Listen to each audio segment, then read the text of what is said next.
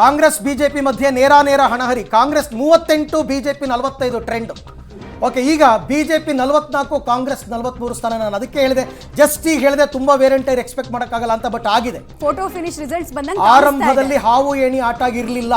ಕಾಂಗ್ರೆಸ್ ನಾಗಾಲೋಟದಲ್ಲಿ 61 ಸ್ಥಾನಕ್ಕೆ ತನಕ ಹೋಗಿತ್ತು. ನಂಬರ್ ನೋಡಿ, ಈಗ ನೋಡ್ತಾ ಇದ್ದೀರಾ ನಂಬರ್. ಬಿಜೆಪಿ 44ಕ್ಕೆ ಬಂತು, ಕಾಂಗ್ರೆಸ್ 38ಕ್ಕೆ ಬಂತು. ಕಾಂಗ್ರೆಸ್ ಇಳಿತು, ಬಿಜೆಪಿ 45ಕ್ಕೆ ಹೋಯ್ತು.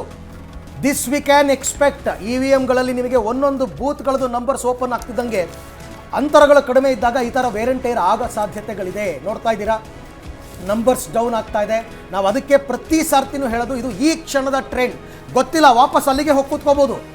ಬಿಜೆಪಿ ಕಾಂಗ್ರೆಸ್ಗೆ ಬಹುಮತ ಮತ್ತೆ ಬರ್ಬೋದು, ಬಿಜೆಪಿ ಕಡಿಮೆ ಆಗ್ಬೋದು, ಗೊತ್ತಿಲ್ಲ. ಬಟ್ ಈಗ 38 Congress Haryana, 45 BJP, 2 INLD, others 5 ಅಂತಕ್ಕಂಥದ್ದು. Okay, S fine. Nagaraj Yadav, ಇದನ್ ಬಗ್ಗೆನೇ ಮಾತಾಡೋಣ. ಏನ್ ಈ ತರ ಕಡೆ ಬಂದಿದೆ ಟೈಮ್ ಕೊಟ್ಟಿದ್ರೆ ನನಗೆ, ಅದನ್ನ ಒಂದ್ ಹೇಳ್ತೀನಿ ಕೇಳಿ. This the fact. When numbers come high you go somewhere else. When numbers come down, ಕೇಳಿದ ಪ್ರಶ್ನೆಗೆ ಉತ್ತರ ಕೊಡಲ್ಲ ನೀವು, ಬರೀ ಇಂಥದೇ ಮಾತು. ಕೇಳಿದ ಪ್ರಶ್ನೆಗೆ ಉತ್ತರ ಕೊಡಿ. ಈ ತರ ವೇರಿಯಂಟ್ ಆಗ್ತಾ ಇರೋದನ್ನ ನಾವು ಎಕ್ಸ್ಪೆಕ್ಟ್ ಮಾಡಿದ್ವಿ. ಇದಕ್ಕೂ ಮೊದಲು ನೀವು ಒಂದು ಆಪಾದನೆ ಮಾಡಿದ್ರಿ, DK ಶಿವಕುಮಾರ್ ಅವರು ಅಮೆರಿಕಾಗೆ ಹೋದಾಗ ಬಂದಾಗ, ಅದನ್ನು ಉತ್ತರ ಕೊಟ್ಬಿಡ್ತೀನಿ. ಹೋಗಿ ರಾಂಗ್ ಹೋಗಕ್ಕಾಗಲ್ಲ ಸರ್. ನೀವ್ ಯಾಕೆ ತೆಗೆದಿರ ಅದನ್ನ?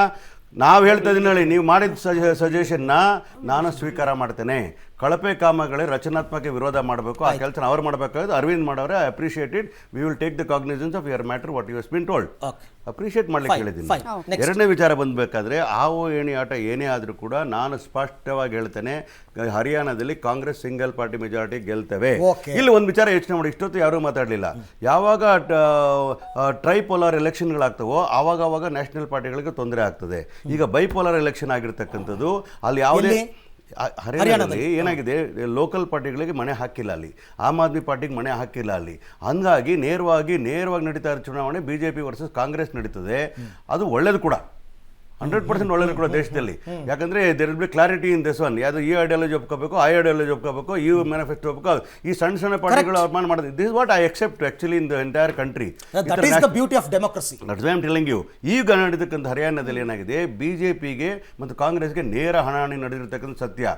ಒಂದು 5 ಸೀಟ್ ಇವ್ರ ಮೇಲೆ ಆಗ್ಬೋದು, 1 ಸೀಟ್ ಕಡಿಮೆ ಆಗ್ಬೋದು, ಕೊನೆಗೆ ಒಂದು 1 ಅವರ್ ಆದಮೇಲೆ ಗೊತ್ತಾಗ್ತದೆ. That's a good development what has happened. The smaller parties have been put in place. ವಿಶೇಷವಾಗಿ ಆಮ್ ಆದ್ಮಿ ಪಾರ್ಟಿ ಅಂತಕ್ಕ ನಮ್ಮ ಜೊತೆ ಅಲಯನ್ಸ್ ಪಾರ್ಟ್ನರ್ ಇರ್ಬೋದು, ಅದು ಹರಿಯಾಣದಲ್ಲಿ ಅಲಯನ್ಸ್ ಆಗಿರಲಿಲ್ಲ. ಅವರು ಇಂಡಿಪೆಂಡೆಂಟ್ ಕಂಟೆಸ್ಟ್ ಮಾಡೋ ಸಂದರ್ಭದಲ್ಲಿ they bin kept away from the power ಅನ್ನೋದು ಕಾಣ್ತಾ ಇದೆ. ಯಾವುದೇ ಕಾರಣಕ್ಕೆ ಹತ್ತಿರಕ್ಕೂ ಬಿಟ್ಕೊಂಡಿಲ್ಲ, 1 ಸೀಟು ಬಂದಿಲ್ಲ ಅಂತ ಹೇಳ್ತೀವಿ. ಅದೇ ರೀತಿ ನೀವು ಜಮ್ಮು ಕಾಶ್ಮೀರಕ್ಕೆ ಹೋದರೂ ಕೂಡ ನ್ಯಾಚುರಲ್ ಅಲಯನ್ಸ್ ಆಗಿದ್ದು ನ್ಯಾಷನಲ್ ಕಾನ್ಫರೆನ್ಸ್ ಅವರು ನಾವು ಒಟ್ಟಿಗೆ ಪ್ರೀಪೋಲ್ ಅಲಯನ್ಸ್ ಆಗಿರೋದ್ರಿಂದ they accepted our manifesto. Joint ಆಗಿ ಮಾಡಿರ್ತಕ್ಕಂಥ ಮ್ಯಾನಿಫೆಸ್ಟೋ ಅಲ್ಲಿ they accepted what is happening there ಅಂತ. ಈ ಫ್ರೀ ಬೀಸ್ ವಿಚಾರ ಬಂದು ನಾನು ಫ್ರೀ ಬೀನ ಪದನೇ ಒಪ್ಪಲ್ಲ. ಯಾಕಂತಂದ್ರೆ ಇವತ್ತು ನಿಜ ಕಟ್ಟಕಡೆಯ ನಾಗರಿಕ, ಇವನು ಭಿಕ್ಷುಕ ಕೂಡ ಇವತ್ತೇನೋ ಟೂತ್ ಪೇಸ್ಟ್ ತಗೊಂಡ್ರೆ ಅವನು GST ಕಟ್ತಾನೆ. It is not freebies at all.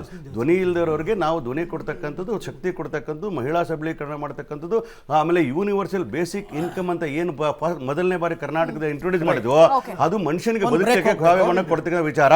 ಹಾಗಾಗಿ it is not freebies at all. ಆದ್ರೆ BJP ಅವರು ಕೂಡ ಕೊಟ್ಟಿರ್ತಾರೆ.